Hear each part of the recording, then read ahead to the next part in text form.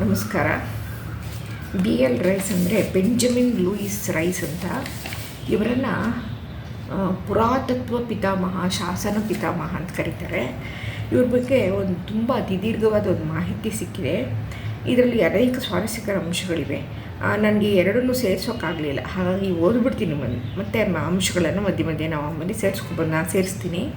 ಬಿಳಿ ಕನ್ನಡಿಗ ಅಂದರೆ ಅವರು ಹುಟ್ಟಿನಿಂದ ಕ್ರಿಶ್ಚಿಯನ್, ಹುಟ್ಟಿದ್ದು ಬೆಂಗಳೂರಲ್ಲಂತೆ, ಅವ್ರ ತಂದೆ ತಾಯಿ ಇದ್ದಿದ್ದು ಬೆಂಗಳೂರಲ್ಲಿ. ಆದ್ದರಿಂದ ಬಿಳಿ ಕನ್ನಡಿಗ ಎಂಬ ಖ್ಯಾತಿಯನ್ನು ಹೊಂದಿದ್ದ ಬಿ ಎಲ್ ರೈಸ್ ಜನನ 1836 ಜುಲೈ 17, ಮರಣ 1927 ಜುಲೈ 10. ಈ ಬಿ ಎಲ್ ರೈಸ್ರವರು ಕನ್ನಡ ಭಾಷೆ, ಕನ್ನಡ ನಾಡಿನ ಮೇಲೆ ಅಪಾರ ಪ್ರೇಮವನ್ನು ಇಟ್ಟುಕೊಂಡಿದ್ದ ವ್ಯಕ್ತಿ. ಕನ್ನಡ ಶಾಸನಗಳ ಬಗ್ಗೆ ಅವರು ಮಾಡಿದ ಅಗಾಧ ಕಾರ್ಯ ಇಂದಿಗೂ ಪ್ರಸ್ತುತವಾಗಿದೆ. ಕನ್ನಡ ಭಾಷೆ, ಸಾಹಿತ್ಯ, ಶಾಸನ ಎಂದೊಡನೆ ತಟ್ಟನೆ ನೆನಪಿಗೆ ಬರುವ ಹೆಸರು ಬಿ ಎಲ್ ರೈಸ್ ಅವರದು.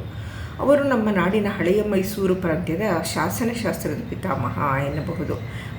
ಕರ್ನಾಟಕಕ್ಕೆ ಮಾತ್ರ ಅಂತ ಅರ್ಥ ಅಷ್ಟೇ. ಅಂದರೆ ನಾನು ಇಡೀ ಇಂಡಿಯಾ ದೇಶಕ್ಕೆ ಅಥವಾ ಇಡೀ ಪ್ರಪಂಚಕ್ಕೆ ಏನೋ ಥರ ಹೇಳಬಾರ್ದು. ಕರ್ನಾಟಕದ ಶಾಸನಗಳು 9,000 ಶಾಸನಗಳು ಅವರು ಸಂಶೋಧನೆ ಮಾಡಿದ್ದು.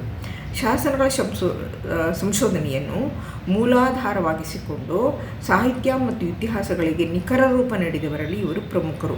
ಇವರಿಗಿಂತ ತುಸು ಮುಂಚೆ ಜಾನ್ ಫ್ಲೀಟರು ಉತ್ತರ ಕರ್ನಾಟಕದ ಪ್ರದೇಶದಲ್ಲಿ ಕ್ಷೇತ್ರ ಕಾರ್ಯ ಕೈಗೊಂಡು ಶಾಸನ ಸಂಗ್ರಹಕ್ಕೆ ಮೊದಲು ಮಾಡಿದರು. ಪುಸ್ತಕ ರೂಪದಲ್ಲಿ ಅನೇಕ ಸಂಪುಟಗಳನ್ನು ಪ್ರಕಟಿಸಿದವರು ಮಾತ್ರ Benjamin Rice. B L Rice ಅವರ ಪೂರ್ಣ ಹೆಸರು ಬೆಂಜಮಿನ್ ಲೂಯಿಸ್ ರೈಸ್. ರೈಸರ ತಂದೆ ಬೆಂಜಮಿನ್ ರೈಸ್ ಮೂಲತಃ ವಿದೇಶದವರಾಗಿದ್ದು, ಬೆಂಗಳೂರಿನ ಮಹಾತ್ಮ ಗಾಂಧಿ ರಸ್ತೆಯಲ್ಲಿರುವ ಈಸ್ಟ್ ಪೆರೇಡ್ ಚರ್ಚಿನಲ್ಲಿ ಧರ್ಮಬೋಧಕರಾಗಿದ್ದರು. ಬಂದ ಕೂಡಲೇ ಜನಸಾಮಾನ್ಯರೊಡನೆ ಸುಲಭವಾಗಿ ಬೆರೆತು ಮುಕ್ತವಾಗಿ ಸಂವಹನ ನಡೆಸಲು ಕನ್ನಡ ಭಾಷೆ ಕಲಿತಿದ್ದರು. ಅವರ 5 ಮಕ್ಕಳಲ್ಲಿ ಒಬ್ಬರಾದ ಬಿ ಎಲ್ ರೈಸ್ ಕ್ರಿಸ್ತಶಕ 1836 ಜುಲೈ 17 ಬೆಂಗಳೂರಿನಲ್ಲೇ ಹುಟ್ಟಿದರು. ಹಿಂದೆ ಓದಿದ್ದೀಸು ಇದು ಒಂದೇ ಅಂತ ಕಾಣುತ್ತೆ. ಹಾಗಾಗಿ ಅವರ ಪ್ರಾಥಮಿಕ ಶಿಕ್ಷಣ ಬೆಂಗಳೂರಿನಲ್ಲೇ ಆಯಿತು. ಮುಂದೆ ಹೆಚ್ಚಿನ ವಿದ್ಯಾಭ್ಯಾಸಕ್ಕಾಗಿ ಇಂಗ್ಲೆಂಡಿಗೆ ಹೋಗಿ ಬಂದರು. ಪ್ರೈಮರಿ ಕ್ಲಾಸ್ ಇಲ್ಲಿ ಮುಗಿಸಿ ಹೈಯರ್ ಎಜುಕೇಷನ್ಗೆ ಲಂಡನ್ಗೆ ಹೋಗಿ ಬರ್ತಾರೆ. ಅವರು ಶಿಕ್ಷಣ ಪಡೆದದ್ದು ತಮ್ಮ ಮೂಲ ಸ್ಥಳವಾಗಿದ್ದ ಇಂಗ್ಲೆಂಡಿನ ಹ್ಯಾರೋ ನಗರದಲ್ಲಿ. ಆದರೆ ಮತ್ತೆ ಕನ್ನಡ ನಾಡಿಗೆ ಮರಳುವ ಆಸೆ ಪ್ರಬಲವಾಗಿ ಇತ್ತು. ಪದವೀಧರರಾದ ಮೇಲೆ ಕೆಲಕಾಲ ಅಲ್ಲಿಯೇ ಕೆಲಸ ಮಾಡುತ್ತಾ ICS ಪರೀಕ್ಷೆಗೆ ತಯಾರಿ ನಡೆಸಿದರು. ಆಗಲೇ ಅವರಿಗೆ ಉದ್ಯೋಗದ ಆಹ್ವಾನ ಬೆಂಗಳೂರಿನಿಂದ ಬಂದಿತು. ಇದು ಒಬ್ಬರು ಭಾಷಣ ಮಾಡ್ತಾ ಹೇಳಿದರು ಉಲ್ಟಾ. ಈಗ ಇಲ್ಲಿರೋರಿಗೆ ಅಲ್ಲಿಗೆ ಹೋಗಬೇಕು ಅಂತ ಎಳೆಯುತ್ತೆ ಎಜುಕೇಷನ್ ಮುಗಿಸಿದ್ದಾಗೆ, ಇವರಿಗೆ ಲಂಡನ್ ಎಜುಕೇಷನ್ ಮುಗಿಸ್ತಿದ್ದಾಗ ಇಲ್ಲಿಗೆ ಬರಬೇಕು ಅಂತ ಹೇಳಿತು ಅಂತ ಹೇಳಿಬಿಟ್ಟು.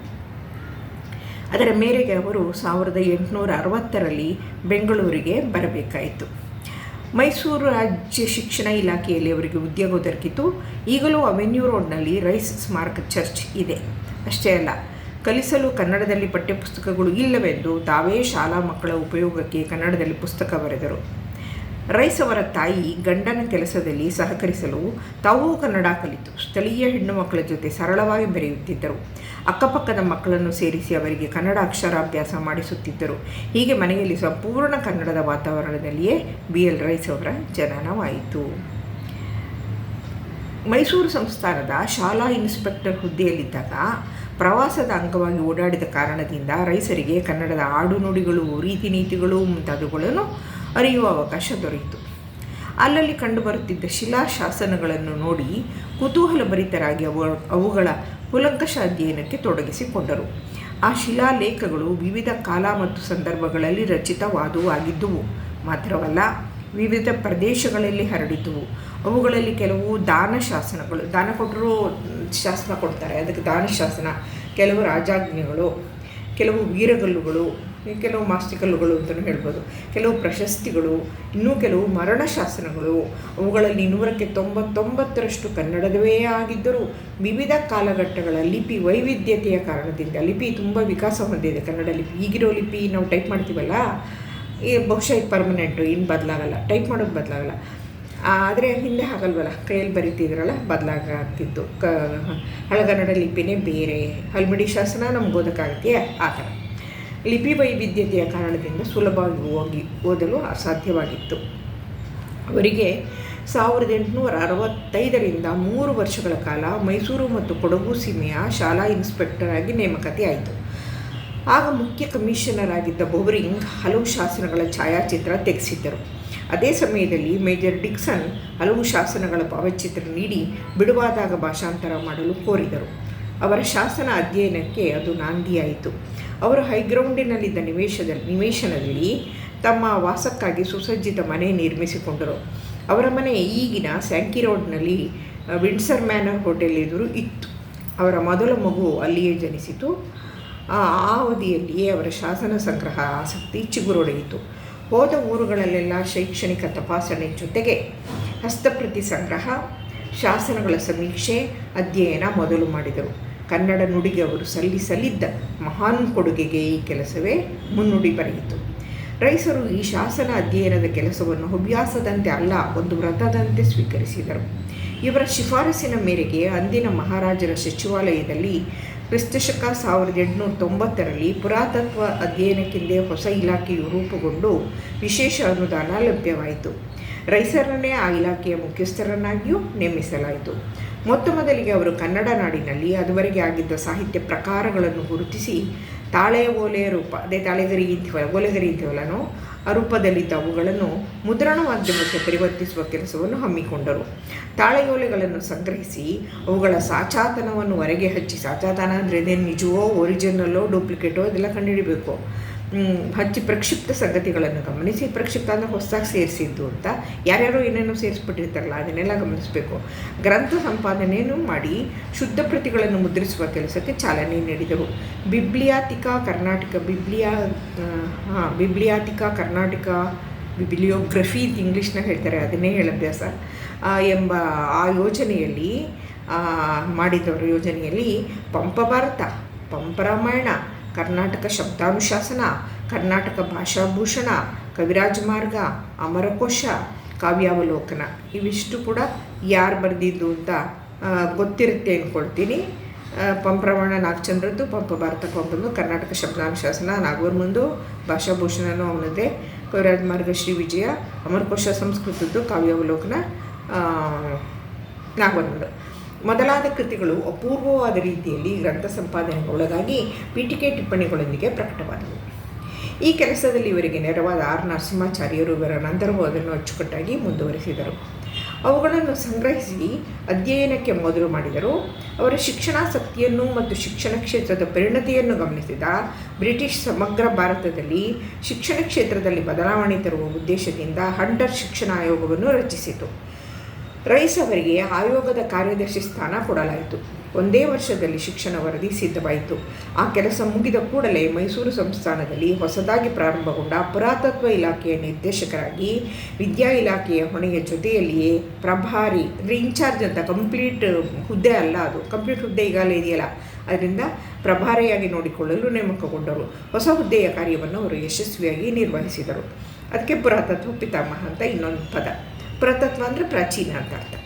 ಆ ನಂತರ ರೈಸ್ ಅವರು ಎಪಿಗ್ರಫಿಯ ಕರ್ನಾಟಕ ಎಂಬ ಯೋಜನೆಯಡಿಯಲ್ಲಿ ಶಾಸನ ಅಧ್ಯಯನ ಕಾರ್ಯವನ್ನು ಕೈಗೊಂಡು ಕ್ರಿಸ್ತಶಕ 1916ರವರೆಗೆ ಸಂಗ್ರಹಿಸಿದ 8869 ಶಾಸನಗಳು ಅಂತ 9000 ಅಂತ ಅಂದ್ಬಿಡ್ತಾರೆ, ಅಥವಾ ಇನ್ನೊಂಚೂರು ಸೇರಿಸಿದ್ದಾರೆ ಅಂತ ಕಾಣುತ್ತೆ ಮಾತಾಡೋರು. ಇವತ್ತು ಬರೆಯೋರು ಇದು ಗೂಗಲಲ್ಲಿ ಏನೋ ಮಾಹಿತಿ, ಒಬ್ಬರು ಭಾಷಣ ಮಾಡ್ತಾ ಇರೋದು ಕೇಳಿದೆ, ಅವ್ರು ಲೇಟೆಸ್ಟ್ ಮಾಹಿತಿ ಕೊಡ್ತಾಯಿದ್ರು, ಅದನ್ನೇ ನಾನು ಆಮೇಲೆ ಹೇಳ್ತೀನಿ ಅಂದಿದ್ದು. ಅವ್ರು 9000 ಅಂದರು. ಈಗ 8869 ಅಂದ್ರೇನು, 9000 ಅಂದ್ರೇನು.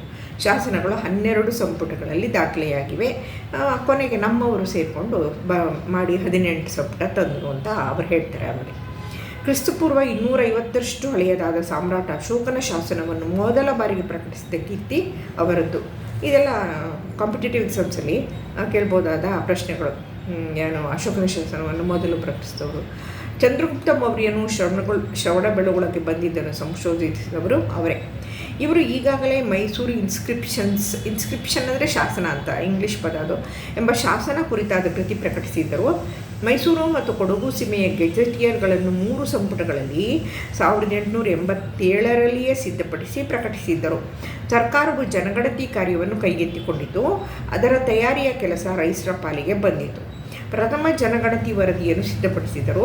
ನಂತರ ಇವರ ಸೇವೆ ಗೆಜೆಟಿಯರ್ಗಳ ಪ್ರಕಟಣೆಗೆ ಬಳಸಲಾಯಿತು. ಇವರು ಸಿದ್ಧಪಡಿಸಿದ ಗೆಜೆಟಿಯರ್ಗಳು ಬರೀ ಅಂಕೆ ಸಂಖ್ಯೆಗಳ ದಾಖಲೆಗಳಾಗಿರದೆ ಐತಿಹಾಸಿಕ ಮತ್ತು ಸಾಂಸ್ಕೃತಿಕ ಅಂಶಗಳನ್ನು ಒಳಗೊಂಡು ಓದುಗರ ಆಸಕ್ತಿ ಕೆರಳಿಸುವಂತೆ ಇವೆ.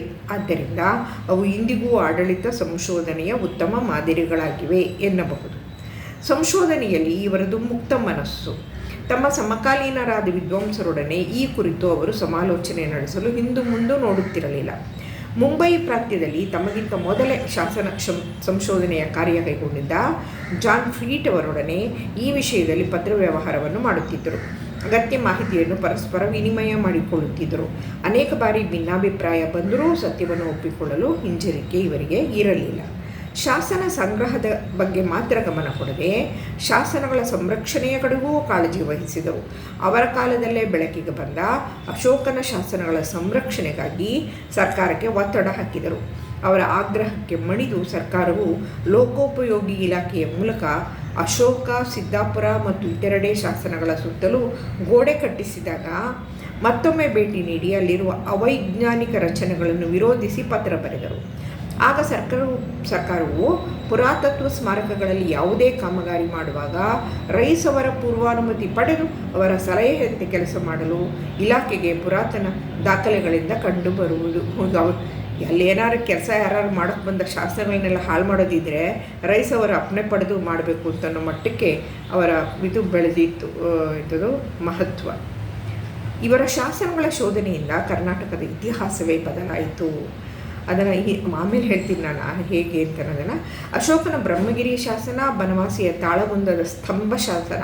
ತಾಳಗುಂದದಲ್ಲಿ ಕಂಬ ಇದೆ, ತಾಮ್ರದ ಕಂಬ, ಅದರ ಮೇಲೆ ಬರೆದಿದ್ದಾರೆ ಎಲ್ಲ. ಅದು ಹಲ್ಮಿಡಿಗಿಂತ ಪ್ರಾಚೀನ ಅಂತೆ. ಶ್ರವಣಬೆಳಗೊಳದ ಶಾಸನಗಳು ಬಹಳ ಮಹತ್ವ ಪಡೆದಿವೆ. ಶಾಸನಗಳ ಪಾಠಸಿದ್ಧತೆ ಮತ್ತು ಪರಿಷ್ಕರಣೆಯಲ್ಲಿ ಸ್ಥಳೀಯ ವಿದ್ವಾಂಸರ ಸಹಾಯ ಪಡೆಯುತ್ತಿದ್ದರು. ಸೋಸಲೆ ಅಯ್ಯಾಶಾಸ್ತ್ರಿ, ಚಿಂಚೋಳಿ ಗೌಡಗೆರೆಯ ವೆಂಕಟರಮಣಾಚಾರ್ಯ, ತಮಿಳು ವಿದ್ವಾಂಸ ಪರಮಶಿವ ಅಯ್ಯರ್, ಪಂಡಿತ ನಟೇಶ ಶಾಸ್ತ್ರಿ ಮೊದಲಾದವರ ಸಹಾಯ ಪಡೆದರು. ರೈಸರು ತಮ್ಮ ಮಾಹಿತಿಯನ್ನು ಸಂಗ್ರಹಿಸಲು ಸ್ಥಳೀಯ ಅಧಿಕಾರಿಗಳನ್ನೂ ಬಳಸಿಕೊಳ್ಳುತ್ತಿದ್ದರು. ಅವರು ಜಿಲ್ಲಾಧಿಕಾರಿಗಳಿಗೆ ಮತ್ತು ತಹಸೀಲ್ದಾರರಿಗೆ ಅವರ ವ್ಯಾಪ್ತಿಯಲ್ಲಿ ಇರಬಹುದಾದ ಪುರಾತತ್ವ ವಸ್ತುಗಳ ಬಗ್ಗೆ ಪ್ರಶ್ನಾವಳಿಯನ್ನು ಕಳುಹಿಸುತ್ತಿದ್ದರು. ನಂತರ ತಮ್ಮ ಬಿಳಿ ಕುದುರೆ ಏರಿ ಪ್ರವಾಸಕ್ಕೆ ಹೊರಡುವರು. ತುಂಬ ಸ್ವಾರಸ್ಯಕರವಾಗಿದೆ ಅದು ಆ ಪ್ರಸಂಗ, ಕುದುರೆದು ಆಮೇಲೆ ಹೇಳ್ತೀನಿ. ಆಗ ಅವುಗಳ ಪರಿಶೀಲನೆ ಮಾಡುವರು. ಅವರು ಅರೆಕಾಲಿಕ ಪುರಾತತ್ವ, ಅದೇ ಹೇಳಿದ್ನಲ್ಲ ಪಾರ್ಟ್ ಟೈಮ್, ಅದು ಇನ್ಚಾರ್ಜ್, ಅದು ಪುರಾತತ್ವ ಇಲಾಖೆ ಕೆಲಸ ನಿರ್ದೇಶಕರಾಗಿದ್ದಾಗಲೇ 1 ವರ್ಷದಲ್ಲಿ 245 ದಿನ ಪ್ರವಾಸ ಮಾಡಿ, 365 ದಿವಸದಲ್ಲಿ 245 ದಿವಸ ಪ್ರವಾಸ ಮಾಡಿ 654 ಐತಿಹಾಸಿಕ ಪ್ರಾಮುಖ್ಯತೆ ಇರುವ ಪಟ್ಟಣ ಮತ್ತು ಗ್ರಾಮಗಳಿಗೆ ಭೇಟಿ ನೀಡಿದ್ದರು. ಈ ಕೆಲಸದ ನಂತರ ಇನ್ನೂ ತೀವ್ರಗತಿಯಲ್ಲಿ ನಡೆಯಿತು. ಅವರ ಹೆಂಡತಿ ಸೋಫಿಯಾ ಮೇರಿ ಗ್ಯಾರೆಟ್ ಅವರಿಗೆ ತುಂಬ ಸಹಕಾರ ನೀಡುತ್ತಿದ್ದರು. ಅವರದ್ದು 10 ಮಕ್ಕಳ ತುಂಬು ಸಂಸಾರ. ಚೆನ್ನಾಗಿದೆಯಲ್ಲ, ಆ ಕಾಲಕ್ಕೆ ಎಲ್ಲೂ ಈ ಫ್ಯಾಮಿಲಿ ಪ್ಲ್ಯಾನಿಂಗ್ ಇರಲೇ ಇಲ್ಲ. ಚೆನ್ನಾಗಿರ್ತಿದ್ದು ಒಂಥರ 10 ಮಕ್ಕಳು, ಇಷ್ಟೊಂದು ವಿದ್ಯಾವಂತರಿಗೆ. ಆದ್ರೂ ತುಂಬ ಚೆನ್ನಾಗಿರುತ್ತೆ ಮನೆ ಅಂತ. ತಾವೇ ನಿರ್ವಹಿಸಿ ಕಾರ್ಯತತ್ಪರ ಗಂಡನಿಗೆ ಯಾವುದೇ ಅಡಚಣೆಯಾಗದಂತೆ ನೋಡಿಕೊಳ್ಳುತ್ತಿದ್ದರು. ಒಂದು ವಿಶ್ವವಿದ್ಯಾಲಯವು ಮಾಡಲಾಗದ ಕೆಲಸವನ್ನು ಒಂದು ಇಲಾಖೆಯ ಮೂಲಕ ಮಾಡಿಸಿದ ಸಾಮರ್ಥ್ಯ ರೈಸರಿಗಿತ್ತು ಎಂಬುದು ಮೆಚ್ಚತಕ್ಕ ವಿಷಯ. ಅವರು ಶಾಸನಗಳನ್ನು ಅವುಗಳ ಮೂಲ ಪಠ್ಯವನ್ನು ಓದಿ ಮುದ್ರಣ ರೂಪಕ್ಕೆ ತಂದರು ಎಂದು ಬಿಟ್ಟರೆ ಆ ಕೆಲಸದ ಅಗಾಧತೆಯನ್ನು ಹೇಳಿದಂತಾಗುವುದಿಲ್ಲ. ಅದು ಒಂದು ರೀತಿಯಲ್ಲಿ ಪುರಾತನ ನಿವೇಶನವೊಂದರ ಉತ್ಖನನ ನಡೆಸಿದಂತೆ ಕ್ಲಿಷ್ಟಕರ ಕೆಲಸ. ಹೇಳಿ ಕೇಳಿ ಶಿಲಾಶಾಸನಗಳು ಪ್ರಾಕೃತಿಕ ವೈಪರೀತ್ಯಗಳಿಗೆ ಸುಲಭವಾಗಿ ಪಕ್ಕಾಗುವಂಥವು. ಅಂದರೆ ಗಾಳಿ ಮಳೆ ಬಿಸಿಲು ಅಂತ, ಪ್ರಾಕೃತಿಕ ಅಂದರೆ ಸುಲಭದಲ್ಲಿ ಮುಕ್ಕಾಗುವಂಥವು. ಅವುಗಳ ಅಕ್ಷರಗಳು ಕೆಲವೊಮ್ಮೆ ತ್ರುಟಿತವಾಗಿರುವುದು, ಅಂದರೆ ಅಳಿಸೋಗಿರುತ್ತೆ, ನಾಶ ಆಗಿರುತ್ತೆ ಅಂತ ಉಂಟು. ಮೂಲ ಅಕ್ಷರಗಳಿಗೆ ಹಾನಿಯಾಗದಂತೆ ಆ ಪಠ್ಯವನ್ನು ಕಾಗದಕ್ಕೆ ವರ್ಗಾಯಿಸಿ, ಇದು ಹೇಗೆ ಅನ್ನೋದನ್ನು ಆಮೇಲೆ ಹೇಳ್ಬೋದು, ಓದಿ ಅರ್ಥೈಸಿ ತುಲನಾತ್ಮಕವಾಗಿ ವಿಶ್ಲೇಷಿಸಿ ಶುದ್ಧ ರೂಪದಲ್ಲಿ ಪ್ರಕಟಿಸಬೇಕು. ಆ ಕೆಲಸಕ್ಕೆ ವಿವಿಧ ಕಾಲಘಟ್ಟಗಳ ಕನ್ನಡ ಭಾಷಾ ಪರಿಚಯವಿರಬೇಕು. ಇಂದಿನ ವರ್ಣಮಾಲೆಯಲ್ಲಿ ಕಂಡುಬರದಂಥ ವಿಭಿನ್ನ ಅಕ್ಷರಗಳನ್ನು ಸರಿಯಾಗಿ ಗುರುತಿಸುವುದು ಮಾತ್ರವಲ್ಲ, ನಡುಗನ್ನಡ, ಹಳಗನ್ನಡ ಮತ್ತು ಪೂರ್ವದ ಹಳಗನ್ನಡಗಳ ಭಾಷಾ ಬಂಧವನ್ನು ಅರಿತುಕೊಂಡು ಈ ಕೆಲಸ ಮಾಡಬೇಕಾಗುತ್ತದೆ. ರೈಸರು ಈ ಅಧ್ಯಯನದಲ್ಲಿ ಸಾಕಷ್ಟು ತೊಡಗಿಸಿಕೊಂಡಿದ್ದರಿಂದಲೇ ಅವರಿಂದ ಕರ್ನಾಟಕದ ಸರ್ವಾಂಗೀಣ ಇತಿಹಾಸವನ್ನು ರಚಿಸಲು ಸಾಧ್ಯವಾಯಿತು. ಸುಮಾರು ಕ್ರಿಸ್ತಶಕ 1891ರಲ್ಲಿ ಬೆಂಗಳೂರಿನ ಪ್ರದೇಶವೊಂದರಲ್ಲಿ ರೋಮನ್ ನಾಣ್ಯಗಳು ದೊರೆತಾಗ ಕನ್ನಡ ನಾಡು ಮತ್ತು ರೋಮ್ ಚಕ್ರಾಧಿಪತ್ಯದ ನಡುವಿನ ಕೊಡುಗೆಯ ಕುರಿತಂತೆ ಪುಸ್ತಕವೊಂದನ್ನು ಪ್ರಕಟಿಸಿದರು. ಸಂಶೋಧನಾ ತಜ್ಞರಾಗಿದ್ದ ರೈಸ್ ಬರೆದ ಬರಹವೆಲ್ಲವೂ ಅನುಪಮ ಮೇಧಾಶಕ್ತಿಯಿಂದ ಕೂಡಿದ್ದಾಗಿತ್ತು. ವಿದ್ವತ್ ನೆಲೆಯಲ್ಲಿ ಉಚ್ಚ ಮಟ್ಟದಲ್ಲಿ ನಿಲ್ಲುವಂಥದ್ದಾಗಿತ್ತು. Mysuru and Coorg from inscriptions, ಅಂದರೆ ಶಾಸನಗಳ ಮೂಲಕ ಮೈಸೂರು ಮತ್ತು ಕೊಡಗು ಎಂಬುದು ಅವರ ಮಹೋನ್ನತ ಸಂಶೋಧನಾ ಕೃತಿ. ಅದನ್ನು ನೆನಪಿಟ್ಕೋಬೇಕು. Mysuru and Coorg from inscriptions ಅಂತ ಕನ್ನಡಕ್ಕೆ ಅನುವಾದ ಮಾಡಿದ್ದು ನಾನು ಹೇಳಿದೆ. ಬಹುಶಃ ಇಂಗ್ಲೀಷಲ್ಲೇ ಕೇಳ್ಬೋದು. ಅವರು ಇಂಗ್ಲೀಷೇ ಬರೆದಿರೋದು. ಕ್ರಿಸ್ತಶಕ 1842ರಿಂದ 42-43ರಲ್ಲಿ ಬೆಂಗಳೂರಿನಲ್ಲಿ ಅಂದಿನ ಮೈಸೂರು ಸರ್ಕಾರವು ಸ್ಥಾಪಿಸಿದ ಮುದ್ರಣಾಲಯವನ್ನು ರೈಸರು ಈ ಶಾಸನಗಳ ಮತ್ತು ಹಳಗನ್ನಡ ಕವಿಗಳ ಮುದ್ರಣಕ್ಕಾಗಿ ನವೀಕರಿಸಿದರು. ಮುದ್ರಣಾಲಯನೂ ಆಗಾಗ ಅಪ್ಡೇಟ್ ಮಾಡಬೇಕಾಗತ್ತೆ, ಮಾಡಿದ್ರು. ವಿಶೇಷ, ಅವರು ಮೈಸೂರು ಮತ್ತು ಕೊಡಗಿನ ವಿವರಗಳನ್ನು ಒಳಗೊಂಡ 2 ಗೆಜೆಟಿಯರ್ ಸಂಪುಟಗಳನ್ನು ಪ್ರಕಟಿಸಿದಾಗ ಆ ಕಾರ್ಯಕ್ಕಾಗಿ ಇಂಡಿಯಾ ಸರ್ಕಾರವು ಪ್ರಶಸ್ತಿ ನೀಡಿ ಗೌರವಿಸಿತು. ಈ ಗೆಸೆಟಿಯರ್ ಸಂಪುಟಗಳನ್ನು ನೋಡಿ ಪ್ರಭಾವಿತರಾದ ಡಬ್ಲ್ಯೂ ಹಂಟರ್ ಎಂಬುವವರು ತಾವು ಸಂಪಾದಿಸಿದ ಇಂಪೀರಿಯಲ್ ಗೆಸೆಟಿಯರ್ ಸಂಪುಟಗಳಿಗೆ ಇವೆರಡನ್ನೂ ಸೇರಿಸಿಕೊಂಡರು. ಶಾಸನಗಳ ಅಧ್ಯಯನ ಮತ್ತು ಇತಿಹಾಸ ನಿರೂಪಣೆಯ ನೆವದಲ್ಲಿ ರೈಸರು ಭಾರತೀಯ ಇತಿಹಾಸ ಸಂಶೋಧನೆಯ ಕ್ಷೇತ್ರಕ್ಕೆ ಮಹತ್ತರ ಕೊಡುಗೆ ನೀಡಿದ್ದಾರೆ ಎಂಬುದನ್ನು ಅಲ್ಲಗಳೆಯುವಂತಿಲ್ಲ. ಅದೇ ರೀತಿ ಶಿಕ್ಷಣಾಧಿಕಾರಿಯಾಗಿ ರೈಸರು ಮೈಸೂರಿನ ಶಿಕ್ಷಣ ಕ್ಷೇತ್ರಕ್ಕೂ ಮಹತ್ತರ ಕೊಡುಗೆಯನ್ನು ನೀಡಿದ್ದಾರೆ. ಅವರು ಕ್ರಿಸ್ತಶಕ 1868ರಲ್ಲಿ ಶೈಕ್ಷಣಿಕ ವಿಚಾರಕ್ಕೆ ಸಂಬಂಧಿಸಿದಂತೆ ಸಿದ್ಧಪಡಿಸಿದ ಒಂದು ವಿಸ್ತೃತ ಯೋಜನೆಯ ಪ್ರಕಾರ ಹೋಬಳಿಗೊಂದು ಶಾಲೆ ಇರಬೇಕೆಂಬ ವಿಚಾರವು ಸ್ವೀಕೃತವಾಗಿ ಕೂಡಲೇ ಜಾರಿಗೆ ಬಂತು. ಮುಂದೆ ಮೈಸೂರು ಸಂಸ್ಥಾನದ ಜನಗಣತಿಯ ಕಾರ್ಯಭಾರ ಹೊತ್ತು 3 ವರ್ಷಗಳ ಕಾಲಾವಧಿಯಲ್ಲಿ ಒಂದು ಪರಿಪೂರ್ಣ ಅಂಕಿಅಂಶಗಳನ್ನು ನೀಡಿದರು. ರೈಸರು ಮೂಲತಃ ಪರದೇಶೀಯರಾಗಿದ್ದರು. ಅಂದರೆ ಇವರು ಹುಟ್ಟಿದ್ದಿಲ್ಲಿ, ಇವ್ರ ತಂದೆ ಅಲ್ಲಿಂದ ಬಂದವರಲ್ವಾ. ಉನ್ನತ ಶಿಕ್ಷಣಕ್ಕಾಗಿ ಇಂಗ್ಲೆಂಡಿಗೆ ಹೋಗಿ ಬಂದವರಾದರೂ ಬೆಂಗಳೂರು ಸೇರಿದಂತೆ ಕನ್ನಡ ನಾಡಿನ ಬಗ್ಗೆ ಮತ್ತು ಕನ್ನಡ ಭಾಷೆಯ ಬಗ್ಗೆ ಅವರಿಗೆ ಅವ್ಯಾಜ ಪ್ರೇಮವಿತ್ತು. ಅವರು ಇಂಗ್ಲೆಂಡಿನಲ್ಲಿ ನಿವೃತ್ತಿ ಜೀವನ ನಡೆಸುತ್ತಿದ್ದಾಗ ನಡೆದ ಒಂದು ಘಟನೆ, ಇದನ್ನೇ ಸ್ವಾರಸ್ಯಕರ ಇಲ್ಲಿದೆ, ಇದಲ್ಲದೆ ಇನ್ನೂ ಬೇರೆನೂ ಇದೆ. ಇಲ್ಲಿ ತುಂಬ ಚೆನ್ನಾಗಿದೆ ಇದು. ಹಾಗೆ DVG ಅವ್ರ ಬಗ್ಗೆನೂ ನಾವು ಹೇಳಬೇಕು. ಒಂದು ಸ್ವಾರಸ್ಯಕರ ಘಟನೆ ಏನಂದರೆ, ಸುಮಾರು 1924ರಲ್ಲಿ ಇಂಗ್ಲೆಂಡಿನಲ್ಲಿ ಒಂದು ಜಾಗತಿಕ ಉದ್ಯಮಗಳ ಸಮಾವೇಶ ನಡೆದಿತ್ತು. ಮೈಸೂರು ಸಂಸ್ಥಾನದ ವತಿಯಿಂದ ಅಲ್ಲಿ ನಡೆದಿದ್ದ ಮೈಸೂರಿನ ಉತ್ಪನ್ನಗಳ ಪ್ರದರ್ಶನ ಮಳಿಗೆಗೆ ಭೇಟಿ ನೀಡಿದ ರೈಸರು ಮಳಿಗೆಯಲ್ಲಿದ್ದ ಶ್ರೀಯುತ SG ಶಾಸ್ತ್ರಿ, ಇವ್ರ ಹೆಸರು ಬರುತ್ತೆ ಅಲ್ಲೆಲ್ಲೋ ಯಾವುದೋ ಒಂದು ವಿಷಯಕ್ಕೆ ಸಂಬಂಧಪಟ್ಟಾಗ SG ಶಾಸ್ತ್ರಿ ಅಂತ, ಅವರನ್ನು ಕಂಡು ತಮ್ಮನ್ನು ಪರಿಚಯಿಸಿಕೊಂಡರು. ಶಾಸ್ತ್ರಿಗಳು ಇಂಗ್ಲೀಷಿನಲ್ಲೇ ನೋಡಿ, ಇಂಗ್ಲೀಷ್ನವ್ರು ನೋಡ್ತಿದ್ದಾಗ ಇಂಗ್ಲೀಷಲ್ಲಿ ಶುರು ಮಾಡಿಬಿಡೋದು. ಈಗಂತೂ ಬಿಡಿ, ಈಗಂತೂ ಕೆಟ್ಟ ಹಾಳಾಗೋಗಿದೆ ಅಲ್ಲ. ಇವ್ರ ಕಾಲಕ್ಕಾರುವೆ BL ರೈಸ್ ಬದುಕಿದ ಕಾಲಕ್ಕಾರುವೆ ಇತ್ತಲ್ವ ಕನ್ನಡ. ತಮ್ಮನ್ನು ಪರಿಚಯಿಸಿಕೊಂಡರು. ಶಾಸ್ತ್ರಿಗಳು ಇಂಗ್ಲೀಷಿನಲ್ಲೇ ಸಂಭಾಷಿಸುತ್ತಿದ್ದಾಗ ರೈಸರು ಮಧ್ಯ ಪ್ರವೇಶಿಸಿ, ಅಯ್ಯ, ಕನ್ನಡದಲ್ಲಿ ಮಾತನಾಡೋಣ್ಮೆ ಎಂದು ಹೇಳಿ, ಆಹಾ, ಕನ್ನಡ ಎಷ್ಟು ಚೆಂದ, ಎಷ್ಟು ಮಧುರ ಎಂದು ಪರವಶರಾದರಂತೆ. ಅವರು ಕಾಲವಾಗುವ ಕೆಲವೇ ಸಮಯದ ಮುಂಚೆ ಬ್ರಿಟನ್ನ ವೆಂಬರ್ಲಿಯಲ್ಲಿ ನಡೆದ ಅಂತಾರಾಷ್ಟ್ರೀಯ ವಸ್ತು ಪ್ರದರ್ಶನ, ಅಲ್ಲಿ ಕರ್ನಾಟಕದ ಕನ್ನಡ ಮಳಿಗೆ ಇರುವುದನ್ನು ಅರಿತು ಅಲ್ಲಿಗೆ ತಮ್ಮ ಇಳಿವಯಸ್ಸಿನಲ್ಲೂ ಮಕ್ಕಳ ಸಹಾಯ ಪಡೆದು ಭೇಟಿ ನೀಡಿದ್ದರು.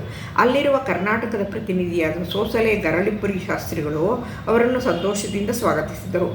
ಅವರೊಡನೆ ಇಂಗ್ಲೀಷ್ನಲ್ಲಿ ನಿರರ್ಗಳವಾಗಿ ಮಾತನಾಡಲು ಮೊದಲು ಮಾಡಿದರು. ರೈಸ್ ಅವರು ಶಾಸ್ತ್ರಿಗಳನ್ನು ಮಧ್ಯದಲ್ಲಿಯೇ ತಡೆದು, ಮೊದಲು ಗಾಂಚಾಲಿ ಬಿಟ್ಟು, ನೋಡಿ ಎಂಥ ಪದ ಬಳಸ್ತಾರೆ, ಗಾಂಚಾಲಿ ಬಿಟ್ಟು ಕನ್ನಡದಲ್ಲೇ ಮಾತನಾಡಿ ಎಂದು ಹೇಳಿದರು. ಮುದ್ದಾದ ಕನ್ನಡ ಕಿವಿಯ ಮೇಲೆ ಬಿದ್ದು ತುಂಬ ದಿನಗಳಾದವು.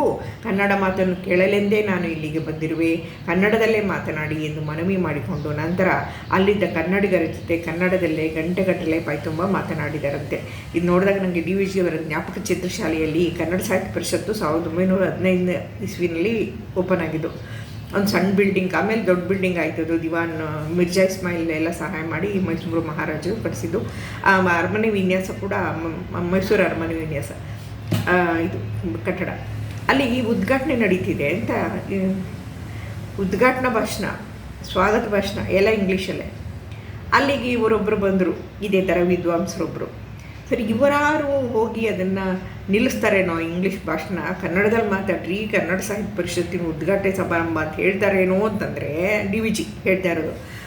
ಅವರೇನಂದ್ರಂತಂದರೆ ನಾನ್ಸೆನ್ಸ್ ಅಂದ್ಬಿಟ್ಟು ಕೂತ್ಕೊಂಡ್ರಂತೆ.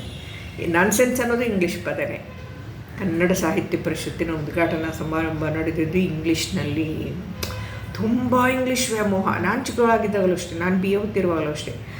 ಮತ್ತು ಏನೋ ಇದು ಹೇಳ್ತಾರೆ, DVG ಹೇಳ್ತಾರೆ, ಹೊಸದಾಗಿ ಪದ್ಯ ಬರೀತಾರಲ್ಲ ಕನ್ನಡದಲ್ಲಿ, ಅವರು ಯಾವ ವಿದ್ವಾಂಸರ ಹತ್ರ ತೊಗೊಂಡು ಹೋಗಿ ನೋಡಿ ಸರ್ ಪದ್ಯ ಬರೆದೀನಿ ಅಂದರೆ, ಬರ್ನ್ ಅಂತ ಒಬ್ಬ ಇಂಗ್ಲೀಷ್ ಕವಿ ಇದ್ದಾನೆ, ಬರ್ನ್ ಅಂತ ಹೌದು, KS ನರಸಿಂಹಸ್ವಾಮಿ ಅವರಿಂದ ಪ್ರಭಾವಿತರು, ಅವನ ಕವಿತೆ ಓದು ಅನ್ನೋರಂತೆ.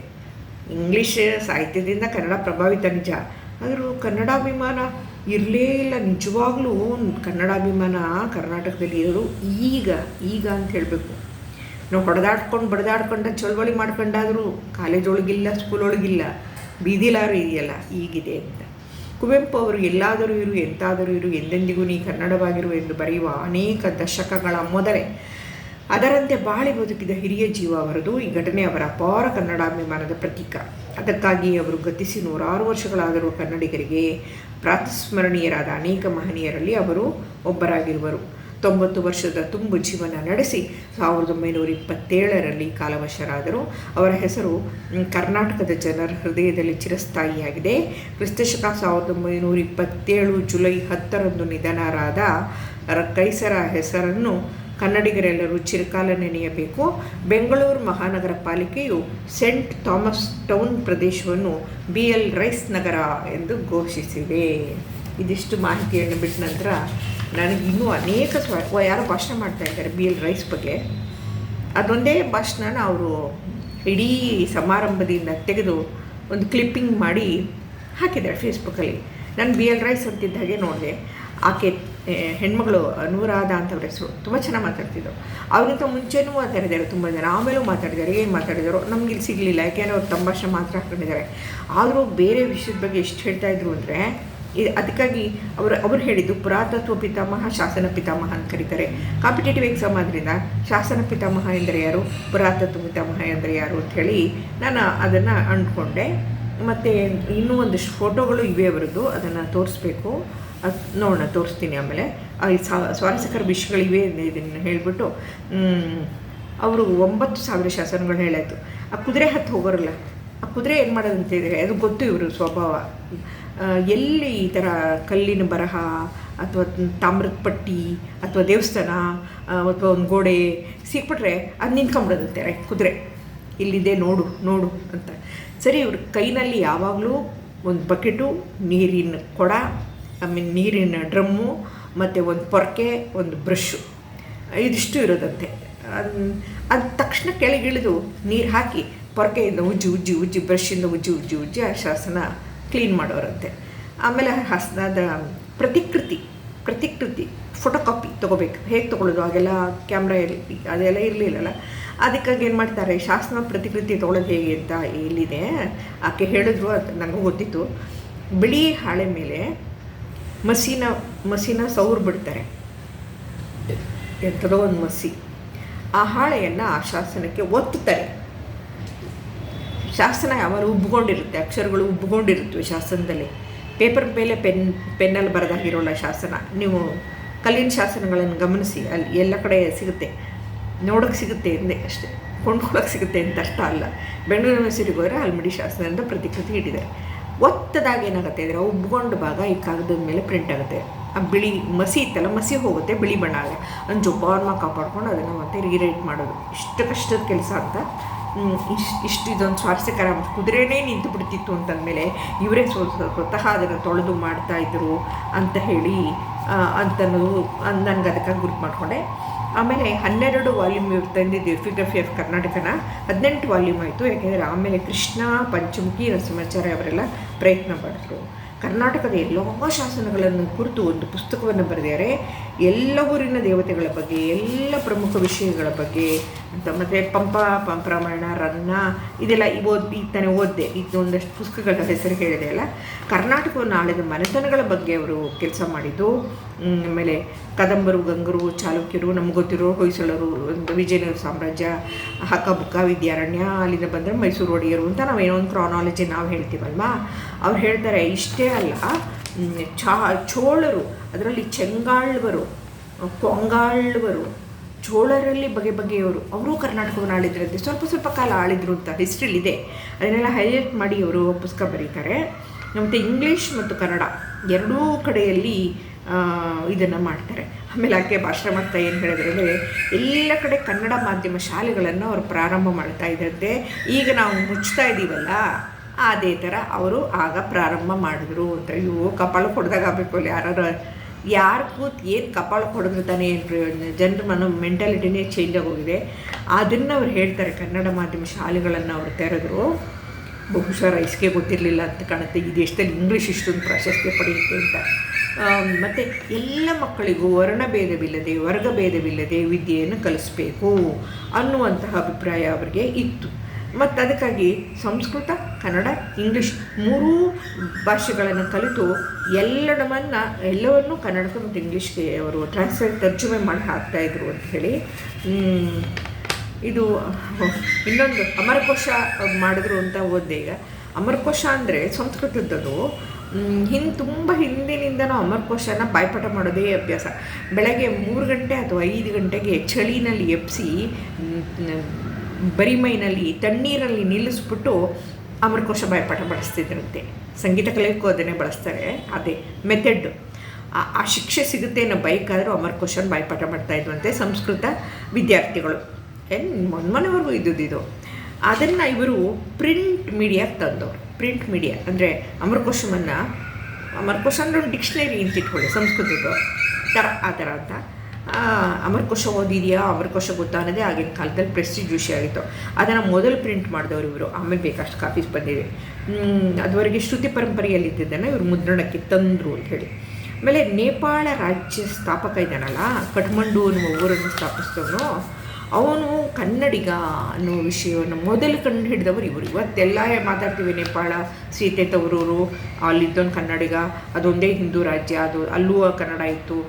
ದ್ರಾವಿಡ ಭಾಷೆಗಳು ಇಲ್ಲಿ ಇದಿದೆಯಲ್ಲ, ನಮ್ಮ ದಕ್ಷಿಣ ರಾಜ್ಯಗಳಲ್ಲಿ ದ್ರಾವಿಡ ಭಾಷೆಗಳಿವೆಯಲ್ಲ, ನಮ್ಮದು 5 ತುಳುನು ಸೇರಿಸಿದ್ರೆ ಎಲ್ಲಿಂದ ಹಿಡಿದು ನೇರವಾಗಿ ಒಳ್ಳೆ ಹಾವು ಹೋದಾಗೆ, ಈ ಹಾವು ಏಣಿ ಆಟ ಆಡ್ತಾರಲ್ಲ, ಅದರಲ್ಲಿ ಹಾವು ಹೋಗುತ್ತಲ್ಲ ಮೇಲಕ್ಕೆ, ಆ ಥರ ನೇಪಾಳದವ್ರಿಗೂ ಹೋಗಿದೆ ದ್ರಾವಿಡ ಭಾಷೆಗಳು. ಅಲ್ಲಿಂದ ಕನ್ನಡ ಅಲ್ಲಿದೆ. ಅಲ್ಲಿ ಈಗಲೂ ಕನ್ನಡ ಬಲ್ಲವರಿದ್ದಾರೆ. ಕನ್ನಡ ಬಲ್ಲವರಿದ್ದಾರೆ ಅಂದರೆ ಕನ್ನಡಿಗರು ಅಲ್ಲಿ ಹೋಗಿ ನೆಲೆಸಿರ್ಬೋದು, ಆ ವಿಷಯ ಬೇರೆ.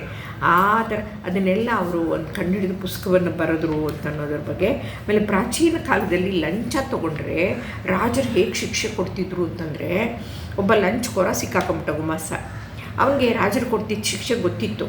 ಅದಕ್ಕೆ ಅವನೇನು ಮಾಡ್ದ, ಅವ್ರು ಶಿಕ್ಷೆ ಕೊಡೋಕ್ಕೆ ಮೊದಲೇ ತಾನೇ ತನ್ನನ್ನು ಸುಟ್ಕೊಂಡು ಸತ್ತೋದ. ತಾನೇ ತನಗೆ ಬೆಂಕಿ ಹಚ್ಕೊಂಬಿಟ್ಟ, ಆ ಶಿಕ್ಷೆ ತಡೆಯೋಕ್ಕಾಗಲ್ಲಪ್ಪ ನನ್ನ ಕೈಲಿ ಅಂತ.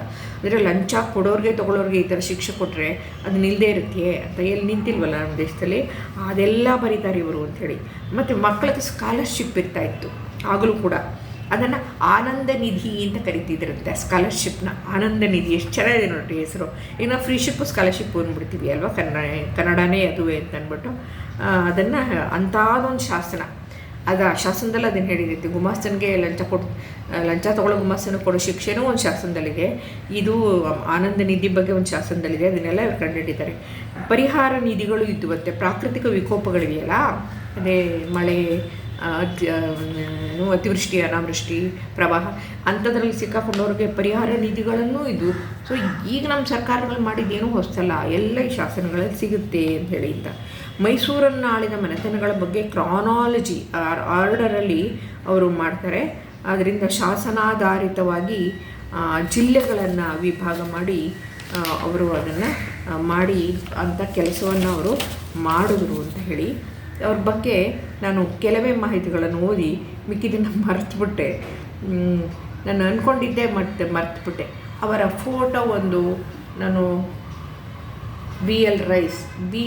ಲೀವಿಸ್ ರೈಸ್ ಅಂತಾರೆ, ಬೆಂಜಮಿನ್ ಲೂಯಿಸ್ ಅವರ ಫೋಟೋ ಇದೆ. ನೋಡೋಣ, ಮುಂದೆ ಇನ್ನೂ ಒಳ್ಳೆ ಫೋಟೋಗಳಿವೆ, ನೋಡೋಣ. ಇವ್ರ ಬಗ್ಗೆ ವಿಕಿಪೀಡಿಯಾದಲ್ಲಿ ಹೆಚ್ಚಾಗಿ ತೋರಿಸ್ತಾರೆ ಮತ್ತು ವಿಕಿಪೀಡಿಯಾ ಓದಿದ್ದೀನಿ. ಬೇರೆ ಫೋಟೋಗಳಿವೆ ಅಂತ ಹೇಳೋದಕ್ಕೆ ಹೋದೆ. ಕಣಜ ಅನ್ನುವ ಕರ್ನಾಟಕ ಸರ್ಕಾರದ ಇದರಲ್ಲಿ ವೆಬ್ಸೈಟಲ್ಲಿ, ವಿಕಿಪೀಡಿಯಾದಲ್ಲಿ, ಆಮೇಲೆ BL ರೈಸ್ ಅವರ ಪರಿಚಯದ ಒಂದು ವಿಡಿಯೋ ಕೂಡ ಯೂಟ್ಯೂಬಲ್ಲಿ ಫೀಡ್ ಆಗಿದೆ. ಯೂಟ್ಯೂಬ್ ಚಿತ್ರವನ್ನು ಈಗ ಕೊಟ್ಟಿದ್ದಾರೆ ನೋಡಿ, ಯಾವುದೋ ಶಾಸನದ ಇದು ಸಾಲಲ್ಲಿದೆ. ಅವ್ರ ಬಗ್ಗೆ ಎಲ್ಲ ಕಡೆ ಕೊಟ್ಟಿದ್ದಾರೆ. PDF ಇದೆ. ಆಮೇಲೆ ಮೈಸೂರು ವಿಶ್ವವಿದ್ಯಾನಿಲಯ ವಿಶ್ವಕೋಶ ಇದೆ, ಬುಕ್ ಬ್ರಹ್ಮದಲ್ಲಿದೆ. ಕನ್ನಡದ ಅನರ್ಘ್ಯ ರತ್ನ ಅಂತ ಕರೆದಿದೆ ಪ್ರಜಾವಾಣಿನಲ್ಲಿ. ಶಾಸನ ಪಿತಾಮಹ ಅಂತ ಶ್ರೀನಿವಾಸ ಹಾವನೂರು ಕರೆದಿರುವಂತಹ ಮಾತು ಇದೆ. ಇದಿಷ್ಟಿದೆ. ಇನ್ನೊಂದೆರಡು ಫೋಟೋ ಇದೆ ಇಲ್ಲಿ. ನನಗೆ ಯಾವುದನ್ನು ಓಪನ್ ಮಾಡಬೇಕು ಗೊತ್ತಾಗಲಿಲ್ಲ. ಇದನ್ನೇ ಏನು ಮಾಡಬೇಕೀಗ, ಇದನ್ನು ಬಂತು. ಅಯ್ಯಪ್ಪ ರಾಮ, BL ರೈಸ್ ಅವ್ರ ಫೋಟೋ ಇದೆ. ಇದನ್ನು ಮರ್ತುಬಿಟ್ಟಿದ್ದೆ, ಅದಕ್ಕೋಸ್ಕರ ತೋರಿಸ್ದೆ ಅಷ್ಟೇ. ಹಾಗಾಗಿ ಏನು ಹೇಳ್ತೀವಿ ನಾವು, ಪುರಾತತ್ವ ಪಿತಾಮಹ ಇಲ್ಲದಿದ್ದು ಪಾರ್ಟ್ ಟೈಮ್ ಕೆಲಸ ಅದನ್ನೂ ಅಚ್ಚುಕಟ್ಟಾಗಿ ಮಾಡಿದ್ರು. ಆಮೇಲೆ ಶಾಸನ ಪಿತಾಮಹ, ಶಾಸನಗಳ ಬಗ್ಗೆ ಮಾತಾಡಬೇಕಾದ್ರೆ ಮೊದಲು ಬೀಲ್ ರೈಸ್ ಬಗ್ಗೆನೇ ಮಾತಾಡಬೇಕು. ನಮಸ್ಕಾರ.